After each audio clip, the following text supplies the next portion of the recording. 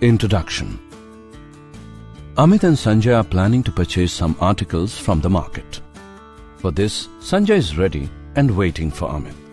Amit is combing his hair. After combing, when he puts the comb on the table and again picks the comb, then he gets surprised. He observes that some pieces of a paper are stuck to the comb. He shakes the comb well, but only few falls down, while others are still stuck to it. He asks Sanjay that why paper pieces are attracted towards the comb.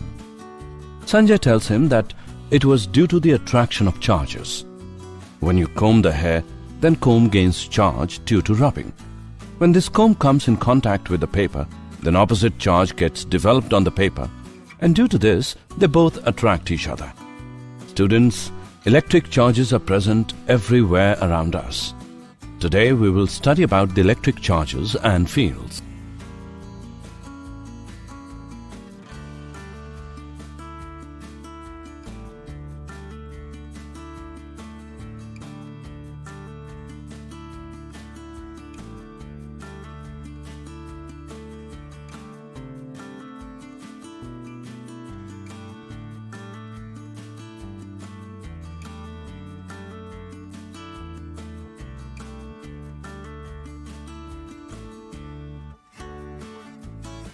Objectives.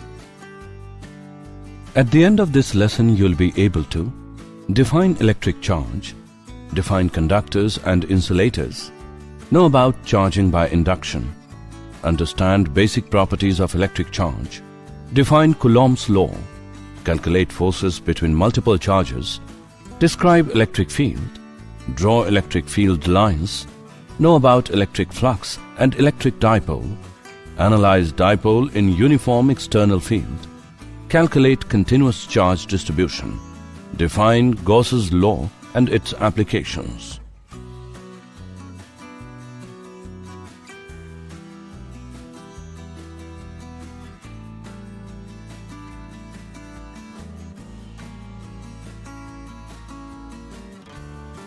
Electric charge.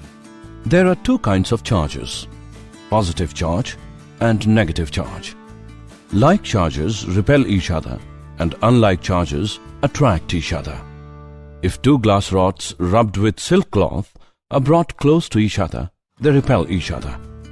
If two plastic rods rubbed with silk cloth are brought close to each other, they repel each other. If one glass rod and one plastic rod is rubbed with silk cloth are brought close to each other, they attract each other. Electric charge is a scalar quantity. SI unit of charge is Coulomb.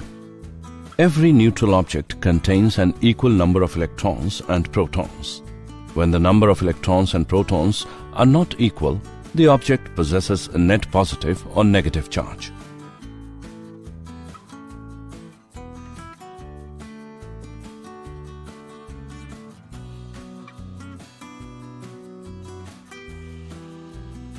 Conductors and insulators. Materials are classified in terms of their ability to allow electric charge to move or be conducted through them. Conductors are materials that readily conduct electric charge. Metals are good conductors, for example, copper, silver, aluminium, and gold.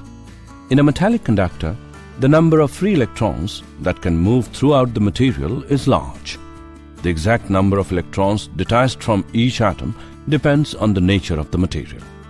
Insulators are materials that do not readily allow electric charge to move. Examples of good insulators are rubber, wood, glass, and mica. In an insulator, there are no free electrons. All the electrons are bound to their parent atoms and conduction of charge is not possible.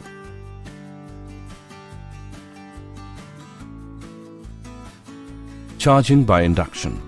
The process of giving one object a net electric charge without touching the object to a second charged object is called charging by induction.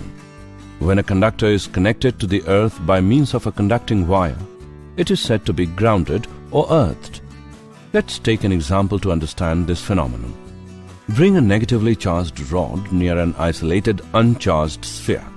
As a result, the part of the sphere nearest the rod becomes positively charged and the part farthest away becomes negatively charged. connect grounding wire to the sphere. Some of the electrons will now leave the sphere and move to the earth. Remove the ground connection. The conducting sphere is left with an excess of induced positive charge. Remove the rubber rod. The conducting sphere is now left with a net positive charge. Basic properties of electric charge. Additivity. The total charge of a system is the algebraic sum of all individual charges distributed over different parts of the system. For example, the total charge of a system containing 4 charges, 2 Coulomb, -5 Coulomb, -6 Coulomb and 4 Coulomb is equal to -5 Coulomb. Conservation of charge. The total charge of an isolated system remains constant during any process. Charge can be transferred from one body to another, but it can neither be created nor destroyed. For example, grounding of the charge.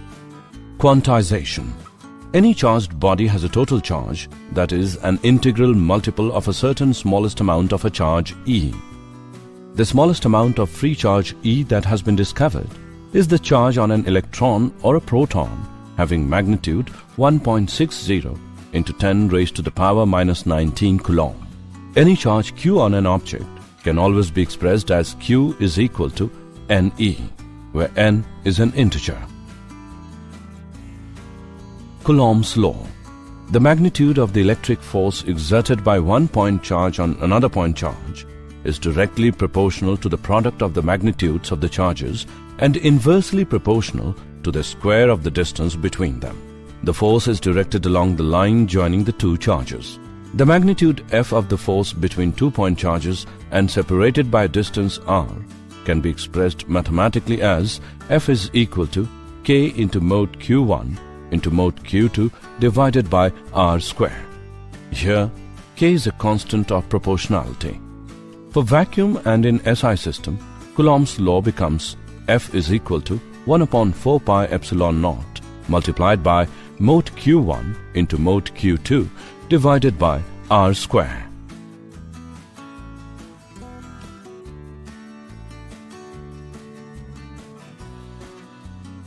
Forces between multiple charges. Superposition principle. For an assembly of charges, the total force on a particular charge is the vector sum of the individual Coulomb forces exerted on it by all other charges, the force between any two charges being unaffected by the presence of other charges.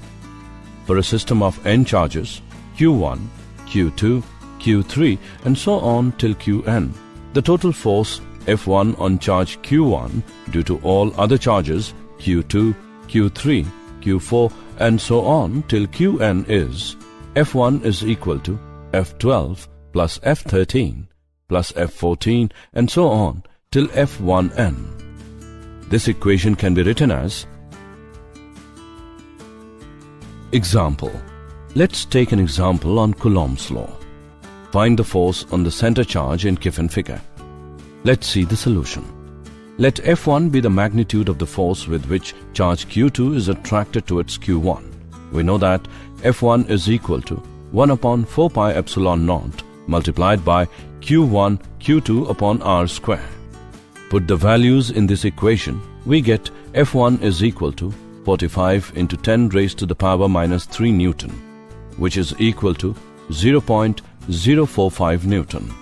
F2 is the magnitude of the force with which charge Q2 is attracted towards Q3.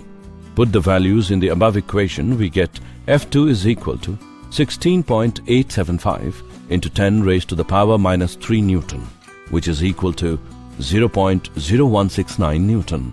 Net force F experienced by Q2 is directed towards Q1 and is given by F is equal to F1 minus F2, which equals 0.045 minus 0.0169 Newton, which is equal to 0.0281 Newton. Electric field. There is a region of space around a charge or a system of charges within which other charged particles experience electrostatic forces. This region is known as an electric field. The electric field E at a point is defined as the electric force F experienced by a small positive test charge Q not placed at that point divided by the charge itself E is equal to F upon Q naught. The electric field E is a vector having the same direction as the force F on a positive test charge. The SI unit of electric field is Newton per Coulomb. The electric field at a point is given by E is equal to 1 upon 4 pi epsilon naught multiplied by Q upon R square into R cap. The superposition principle holds when calculating the electric field due to a group of point charges. E is equal to E1 plus E2 plus E3 and so on till En. This equation can be written as E is equal to summation from I equals 1 to n of 1 upon 4 pi epsilon naught multiplied by Qi upon Rpi square into Rpi cap. Electric field lines. Electric field lines are a kind of map that gives the direction and indicates the strength of the electric field at various places. The field lines always begin on a positive charge and end on a negative charge or at infinity in the case of a single charge. The number of field lines leaving a positive charge or approaching a negative charge is proportional to the magnitude of the charge. No two field lines can cross each other. The relative closeness of the field lines indicates the relative strength of the electric field in various regions. Electric flux. Electric flux phi E is a measure of the number of electric field lines cutting through a hypothetical surface in an electric field. For a planar surface of area S immersed in a uniform electric field E, the electric flux is defined as phi E is equal to Es cos theta. When E is perpendicular to the surface, theta is equal to 0 degree and phi E is equal to Es, a maximum value. In this situation, a maximum number of field lines pass through the surface. When E is parallel to the surface, theta is equal to 90 degree and phi E is equal to 0. In this case, no field lines pass through the surface. For an arbitrary closed surface immersed in a general electric field, the electric flux is defined as an integral over the surface of E cos theta. The SI unit of electric flux is Newton meter square per Coulomb. Electric dipole. A pair of two-point charges, minus Q and plus Q, having the same magnitude but opposite signs, separated by a distance 2a, is called an electric dipole. The line joining the two charges, minus Q and plus Q, is called the dipole axis. The electric dipole moment P of an electric dipole is a vector pointing from the charge minus Q towards the charge plus Q and having magnitude equal to the charge Q times the distance 2a between the charges. P is equal to 2aq P cap. Dipole in an uniform external field. Let's consider a dipole placed in a uniform electric field E, with the dipole moment P making an angle theta with E. Force on charge plus Q is QE and on charge minus Q is minus QE. Since the forces are equal and anti-parallel, the net force on the dipole is 0. However, the two forces QE and minus QE form a couple. Magnitude of the torque is equal to magnitude of each force into arm of the couple. This equation can be written as tau is equal to cross product of P and E.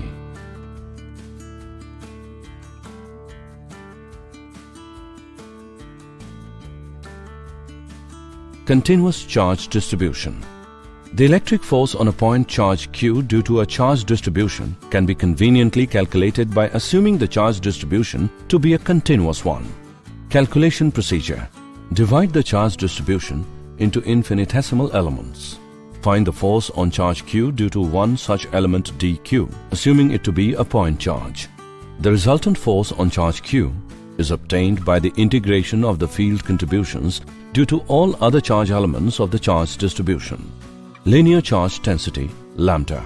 This term is used when the continuous charge distribution is along a line and is defined as the total charge per unit length of the line. Its SI unit is Coulomb per meter. Surface charge density, sigma. This term is used when the continuous charge distribution is over a surface and is defined as the total charge per unit area of the surface. Its SI unit is Coulomb per meter square. Volume charge density, rho. This term is used when the continuous charge distribution is over a three-dimensional region and is defined as the total charge per unit volume of the region. Its SI unit is Coulomb per meter cube. Gauss's law. Gauss's theorem. The electric flux phi E through a Gaussian surface is equal to the net charge Q enclosed by the surface divided by epsilon naught, the permittivity of free space. Gauss's theorem is used to compute the charge inside a closed surface if E is known for all points on the surface. Application of Gauss's law. Field due to an infinitely long straight uniformly charged wire. As a Gaussian surface, we choose a circular cylinder of radius r and length L with its axis along the wire. If lambda is the linear charge density of the wire, the charge within the Gaussian surface is L lambda. We know that phi E is equal to integration of a closed surface of E dot ds, which equals to product of E and 2 pi RL, where 2 pi RL is the area of the curved surface of the cylinder.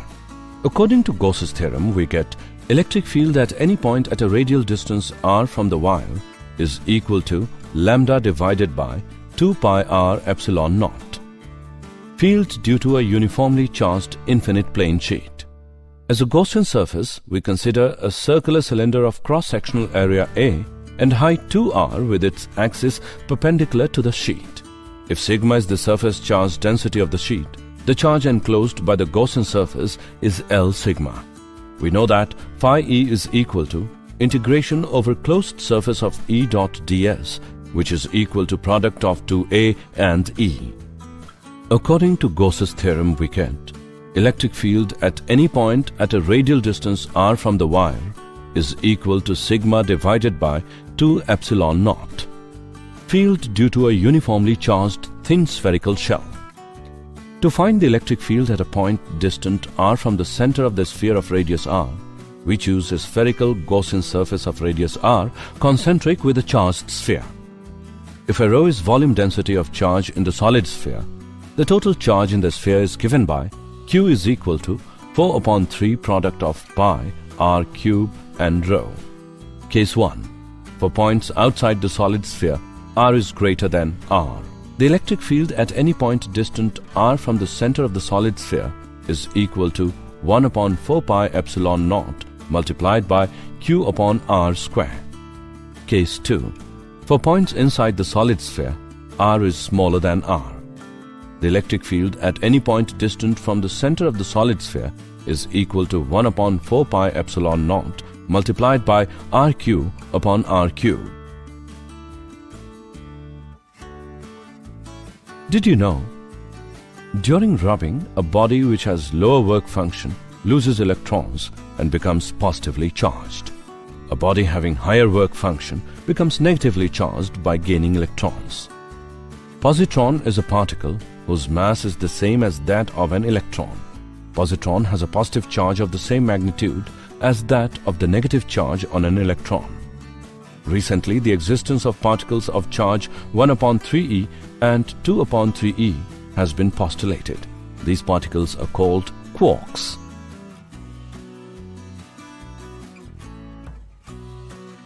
Summary. Let us summarize what we have learned. Like charges repel each other and unlike charges attract each other. The process of giving one object a net electric charge without touching the object to a second charge object is called charging by induction. Any charged body has a total charge, that is, an integral multiple of a certain smallest amount of charge E. The magnitude of the electric force exerted by one point charge on another point charge is directly proportional to the product of the magnitudes of the charges and inversely proportional to the square of the distance between them. The force is directed along the line joining the two charges.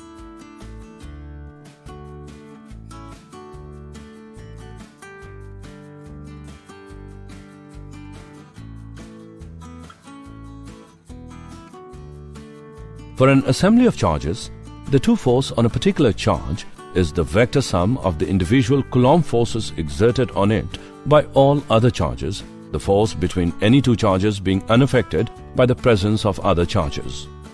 The region of space around a charge or a system of charges within which other charged particles experience electrostatic forces is known as an electric field. Electric flux is a measure of the number of electric field lines cutting through a hypothetical surface in an electric field. The electric flux through a Gaussian surface is equal to the net charge enclosed by the surface divided by the permittivity of free space.